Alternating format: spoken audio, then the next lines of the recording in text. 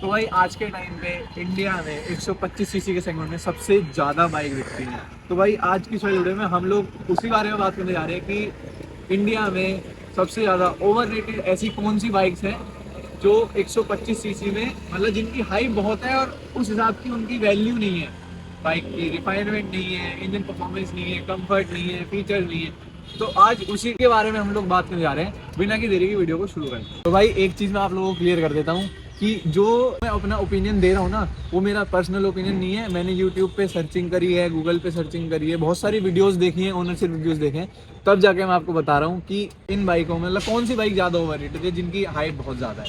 ठीक है, तो अब अपने चलते हैं पहली बाइक की तरफ। तो भाई अपनी जो पहली बाइक है वो है होंडा की SP125।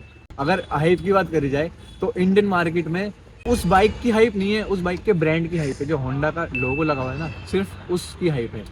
तो उसका जो प्राइस आता है वो 1 लाख प्लस ऑन रोड आता है। उसमें फीचर्स के नाम पे एक डिजिटल मीटर दे दिया है जो किसी काम का नहीं है अगर बाइक में ABS नहीं है।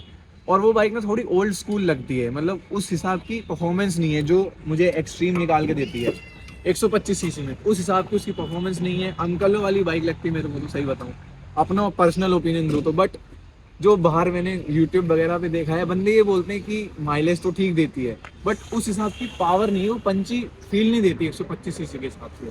तो अपनी पहली बाइक तो है होंडा की SP125। अब चलते हैं अपनी दूसरी बाइक की तरफ। तो भाई लॉन्च के टाइम पे जो अपनी जो TVS रेडर थी, उसकी बहुत ज़्यादा हाइप बन गई थी कि उसमें TFT मीटर आता है, स्पोर्टी लुक आता है। बट टाइम के साथ साथ ना उस बाइक की रिफाइनमेंट में कहीं ना कहीं कमी आई है, जो अभी तक मैंने नोटिस किया है। सबसे ज़्यादा दिक्कत उसकी रिफाइनमेंट में ही है TVS की रेडर में।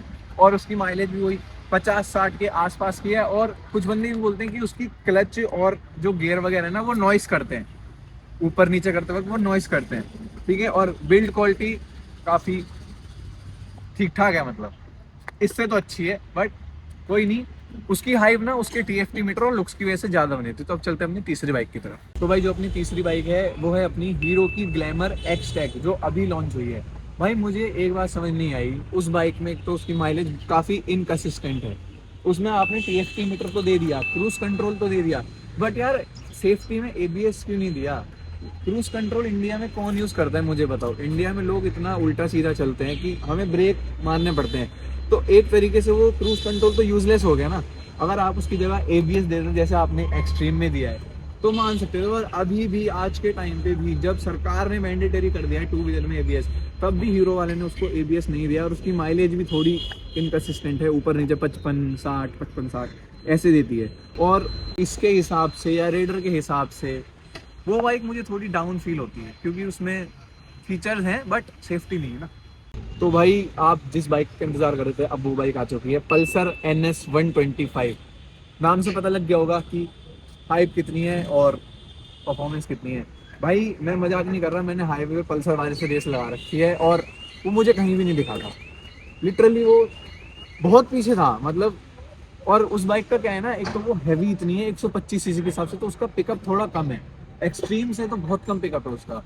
और दूसरी बात, उसकी मेंटेनेंस कॉस्ट जो है वो बहुत हाई है। हाँ स्पोर्टी लुक है, मैं मानता हूँ, बट वो फीचर नहीं है। ABS भी इन्होंने अब देख के डाला है, जब पता लग गया ना कि 125 सीसी में कंपटीशन हो रहा है, ABS आ रहा है, तब उन्होंने जाके तो उसमें ABS ऐड किया है। और हाइप हाइप उसकी बनी हुई है पल्सर के नाम से, क्योंकि पल्सर एक अलग चीज़ है।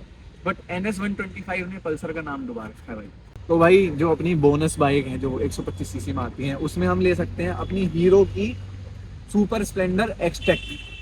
मतलब उसकी क्या है ना, परफॉर्मेंस एवरेज है, लुक अच्छी है, मतलब अंकलों वाली लुक है, बट परफॉर्मेंस एवरेज है। और भाई एक चीज़ और है, मैं उसमें एक बाइक और ऐड करना चाहूँगा, अपनी एक्सट्रीम 125R।